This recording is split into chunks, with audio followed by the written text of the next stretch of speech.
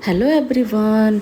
Part one में आप लोगों ने देखा लहंगा सेट का मैं स्कर्ट बनाई थी और यहाँ पे मैं ब्लाउज़ डिज़ाइन की हूँ। तो किस तरह से मैं डिज़ाइन की हूँ तो चलिए उसको जानते हैं। तो सबसे पहले यहाँ पे अस्तर का फैब्रिक लेना है, उसमें लेंथ मैं यहाँ पे 12 रख रही हूँ। तो आप लोग से अनुरोध है कि आप लोग 13 रखिए, थोड़ा सा एक्स्ट्रा फैब्रिक होना बहुत ज़रूरी है। उसके बाद मैं नेक का ले रही हूँ, तो यहाँ पे नेक में मैं 3 इंच ले रही हूँ।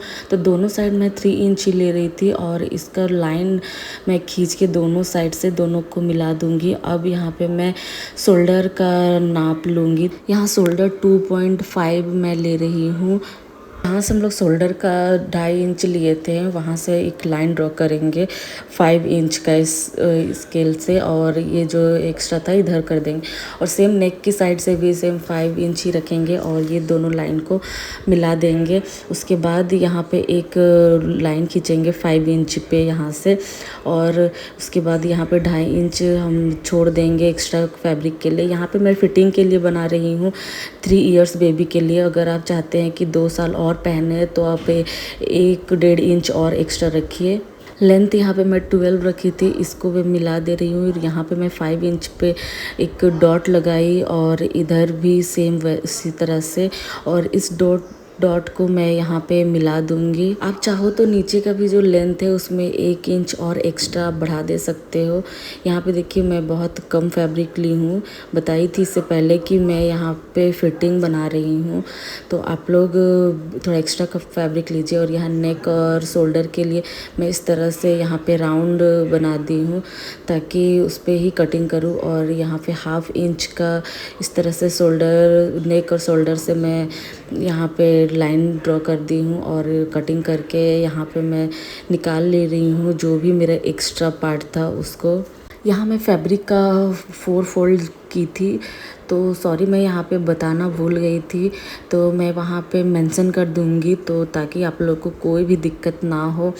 यहाँ मेरा मिस्टेक है कि मैं यहाँ पे बताई नहीं। तो इसी तरह से मैं यहाँ पे देखिए निकाली हूँ। तो ये मेरा फ्रंट रहेगा और बैक रहेगा। तो इसी तरह से मैं इसकी कटिंग फैब्रिक, यहाँ भी फैब्रिक भी 4 फोल्ड किया हुआ है ताकि ये बैक और फ्रंट दोनों ही निकल सके। तो इसी तरह मैं इसको भी अच्छे से कटिंग करके निकाल ले रही हूँ। सेम उसी साइज़ में ही कटिंग करना है जो साइज़ का आपका अस्तर है।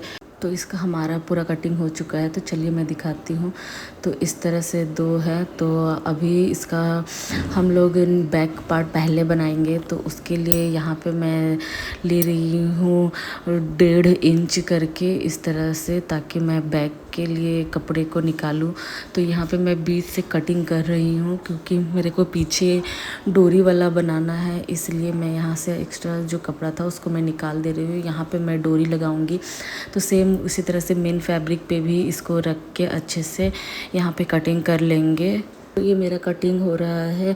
जब ये कटिंग हो जाएगा तो अस्तर और मेन फैब्रिक दोनों को यहाँ पे मैं अलग करूँगी और यहाँ पे मैं आप लोग को रख के दिखा रही हूँ। तो इस तरह से आएगा। अब ये दोनों को ना मैं सीधा रख के इस तरह से मैं यहाँ पे इस स्केल की हेल्प से यहाँ पे मैं लाइन बनाऊंगी ताकि मैं इस पे डोरी लगा सकूँ। तो दोनों साइड सेम होना चाहिए। तो यहाँ पे मैं 1.5 इंच का या फिर 1-1 इंच का आप गैप में डोरी लगा सकते हैं। तो यहाँ पे मैं टोटल 5 लगाई हूँ, तो 1.5 रखी हूँ कि मेरे को ज़्यादा घिच-पिच नहीं चाहिए था इस वजह से। तो यहाँ पे मैं चॉक की हेल्प से यहाँ पे लाइन में खींच रही थी। अभी इस तरह से यहाँ पे मैं डोरी लगा रही हूँ।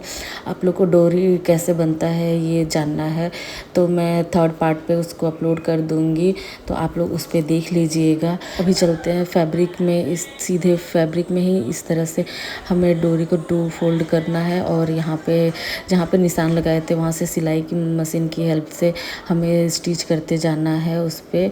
और इस तरह से हो गया था। उसके ऊपर से मैं यहाँ पे अस्तर रखी हूँ और उसको मैं सिलाई कर दूँगी सीधे सीधे।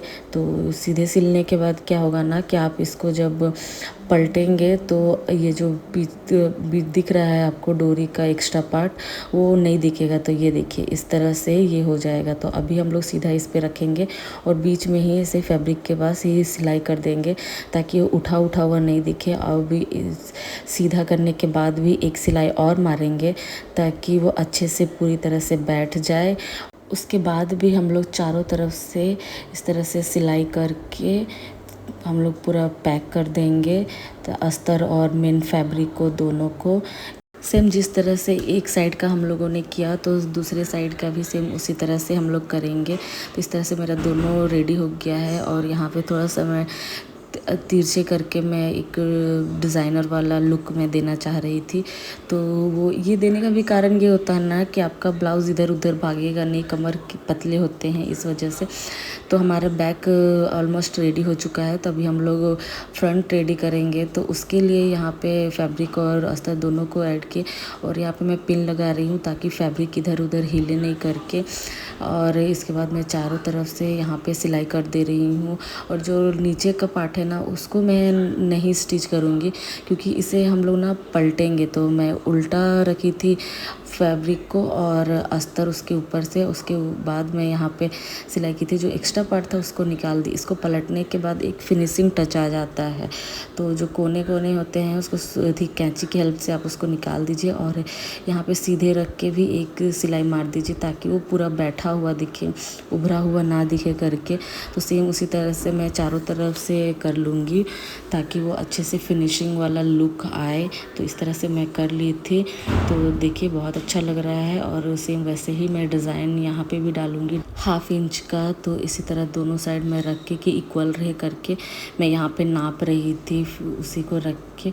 तो ये हो चुका है। अब इसमें मैं लेस ऐड करूँगी। ये गोल्डन और रेड कलर का ट्रायंगल में था तो इसको मैं नीचे की ओर रखी थी ताकि गड़े नहीं। तो ये कंप्लीट हो गया है। तो अभी हम लोग बैक्स पे फिर से आते हैं। तो यहाँ पे मैं पीछे भी सेम उसी तरह का लेस में ऐड की हूँ और यहाँ पे मैं इसको जॉइंट कर रही हूँ। तो पहले सीधे रख के ही जॉइंट की हूँ दोनों साइड सेम और फिर मैं इसको उल्टा करूँगी। उल्टा करने के बाद फिर एक सिलाई मारूँगी ताकि वो चुभे नहीं। जब इसको सीधा करेंगे ना तो धागा कहीं से निकलेगा भी नहीं और चुभेगा भी नहीं। इससे और एक चीज़ होता है ना कि आपका पूरा फिनिशिंग दिखेगा। मेन फैब्रिक का अभी हम लोग 25 इंच इस तरह से लेंथ लेंगे और विड्थ 5 इंच। तो इसको 2 पार्ट में करेंगे। तो बीच से यहाँ पे मैं यहाँ पे कट कर दे रही हूँ दोनों को और फिर मैं उसका भी 2 पार्ट करूँगी और इस तरह से मैं सीधे सिलाई लगा लूँगी। दोनों साइड ओपन रहेंगे और इसको अच्छे से सीधा कर लेंगे। तो इस तरह से ये बन जा रहा है। यहाँ मैं दोनों साइड 3-3 इंच का गैप छोड़ के यहाँ पे छोटे छोटे फ्रिल बनाऊँगी। तो इस तरह से चुन्नटे मैं दे रही हूँ। एक्चुअली मैं बाजू में थोड़ा फ्रिल वाला लुक देना चाहती थी, इसलिए मैं इसको सोची। तो अभी जो यहाँ पे एरिया खाली है तो इस तरह से मैं सीधे रख के मैं उसको स्टिच करूँगी। तो जो थोड़ा बहुत सिलाई दिख रहा था उसको मैं इस तरह से फोल्ड कर दी। उसके बाद ये फ्रिल वाला मैं इसके ऊपर रखूँगी और हमें ऊपर के साइड करके रखना है ताकि वो जब हम लोग स्टिच करें और जब वो उसको सीधा करेंगे तो वो अच्छे से उभरा हुआ दिखे। तो इस तरह से मैं इसको स्टिच कर दे रही हूँ। तो अभी देखिए ये कितना अच्छा से दिख रहा है। तो अब मैं नीचे की और जो एक था उसको फोल्ड कर रही हूँ। इस पर मैं ना लेस यूज़ करूँगी इसलिए। तो यहाँ का लेंथ मैं देख रही थी तो 10 आया है। तो अभी मैं यहाँ पे लेस लगा रही हूँ। ये लेस मेरे को बहुत ही अच्छा लग रहा था। लहंगे में भी सेम वैसे ही लगा हुआ है। दोनों बाजू में तो फ्रिल लग चुके थे। तो अभी हम दोनों को रख के अच्छे से जॉइंट करेंगे दोनों साइड से सेम उसी तरह से। तो इस तरह से हमें जॉइंट करना है अच्छे सीधी सिलाई लगा के। अब 2-3 सिलाई मार सकते हो। अब इस पे हम लोग डोरी लगाएंगे। तो डोरी हम बना के रख लिए थे पहले से ही। तो आपको अगर देखना है मैं भी इसके बाद में वीडियो डालूँगी डोरी का, लटकन, ये सब सारे का। तो आप लोग ज़रूर उसको देखिएगा। बहुत ही प्यारा एकदम लुक आया है। तो इस तरह से हम मेरा ब्लाउज़ है जो आप लोग देख सकते हैं आगे पीछे दोनों साइड। पर्सनली मेरे को बहुत ही प्यारा लगा। मैं जिसके लिए बनाई थी ना उसकी मम्मा को भी बहुत अच्छा लगा।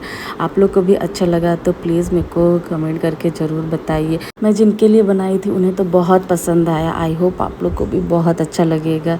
तो नेक्स्ट पार्ट में मिलते हैं, तब तक के लिए बाय।